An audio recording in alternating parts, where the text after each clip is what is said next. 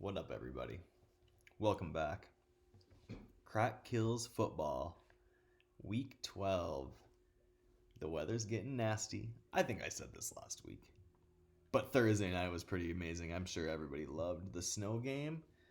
Reason that there's not a dome on the Cleveland Browns field. And why? Let's be honest, a lot of these teams shouldn't even have a dome. Why do the Vikings have a dome? Why do the Lions have a dome? Let's play in the elements, baby. Yeah, great game on Thursday night. A lot of fun. Let's take a look, though, at quick hits. The 5 things to watch for. We head into week 12. We start to roll down the hill, down the stretch run. Quick hit number 1. Closing the gap. An eventful week 11 led to the closing of the gap atop the standings. With all business losing to the Cons and the Flies losing to Future Cop, the top 4 have opened a 2 and 3 game lead over the rest of the field. All, though, have chances to widen those gaps this week, all playing teams below them in the standings.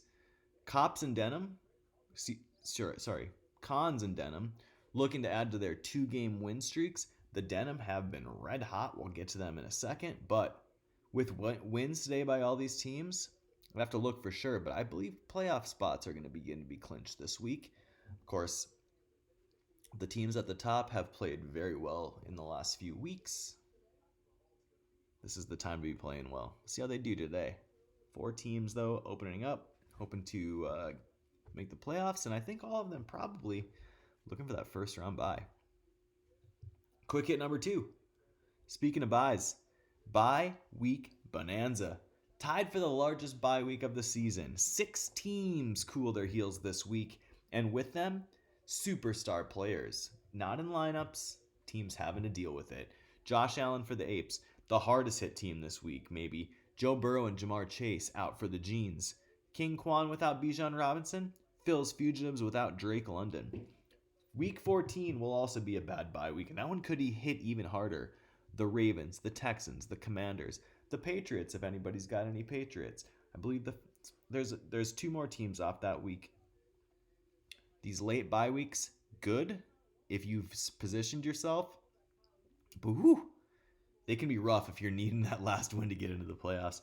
We'll see what the bye weeks do to teams this week, and as they look ahead to week 14, what the bye weeks may do to them. Of course, next week, with the Thanksgiving games, no bye weeks next week. Quick hit number 3. This one's something else. Talking to Tara about this one the other night, we broke down some stats, and let's talk about the Tinfoil Kings 2024 season. 3/4 point for the Kings. If you were to look, just take the win column out of the Kings standings and just look at the stats. Incredible season for the Tinfoil Kings. 1,311 points. They lead the league in scoring, 50 points ahead of the Jeans. They have 2 high scores. They are the only team to be held under 100 points just once. Everyone else, at least twice. No other team can boast that. 4 times, though, the Tinfoil Kings have played the highest scoring team. And this is the craziest stat that we may hear this season. The Tinfoil Kings have allowed 1,389 points. That's 78 points higher than they've scored, and they are way ahead of the field in points scored. Insane. And this is why I say lucky or good, because it does not matter sometimes how good you are at fantasy football. Sometimes it just comes down to having good luck and having things break your way. The Tinfoil Kings will have a chance, though, to have things break their way this week as they face off with no comment. Of course, you never know what can happen, but NC, we also looked at the NC stats, has been bad this season.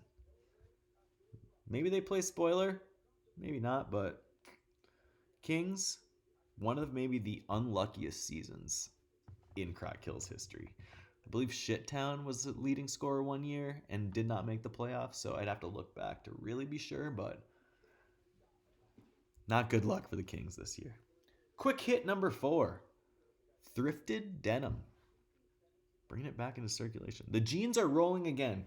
2 wins in a row, 2 straight high scores, the league's most successful franchise, a late season power, rounding into form at the time that they usually do.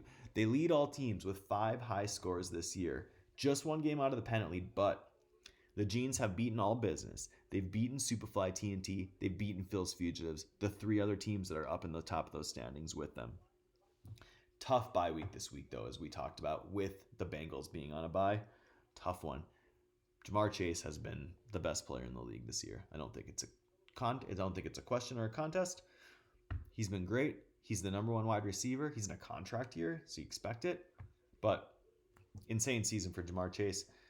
Jeans will need him, though, and they'll get a fully rested Jamar Chase coming out of this bye week. The only question with Jamar Chase is if they put him on the bench or take him out once the Bengals are eliminated from playoff contention. You'd hope not, just to see how he does the rest of the season, but one thing of concern. But again, the Jeans, right back in it, just like they've been every season. Of course, a disappointing 2023, but back in the mix this year. Quick hit number 5. Coulda won.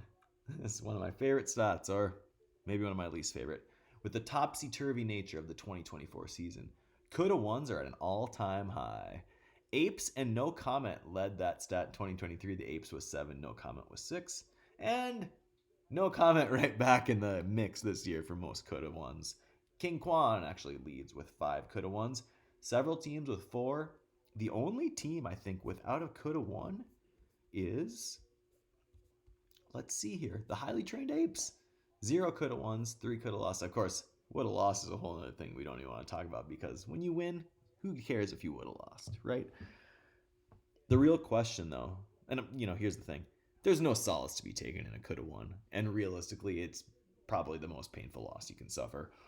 The real question, though, in the coulda category is, which team will end the season saying, I could have been a contender? We'll see. We'll see. Finally, after the 5 quick hits, player to watch. Don't look now, but it's Bo Nix. The most derided pick of the 2024 draft, maybe at least the first round, but maybe the entire draft. People thought that Sean Payton reached for Bo Nix. What if I were to tell you after a slow start, Bo Nix is the number 3 quarterback in the league? 14.8 points per game since, good for 3rd overall, and today, Bo Nix, a juicy matchup with the Raiders, who he burned for 20 points in the first game when they played. I mean, you got to think Bo Nix is in the conversation. Jaden Daniels and Bo Nix probably running neck and neck right now as the top players, the top rookies in the offensive side of the ball. Nix, good matchup today, and we'll see if he can keep things going. Pretty good pick by Sean Payton. A little Drew Breesy in there, huh? Let's see. That's it for Crack Kills Quick Hits for Week 12. Good luck to everybody this week, except the Tinfoil Kings.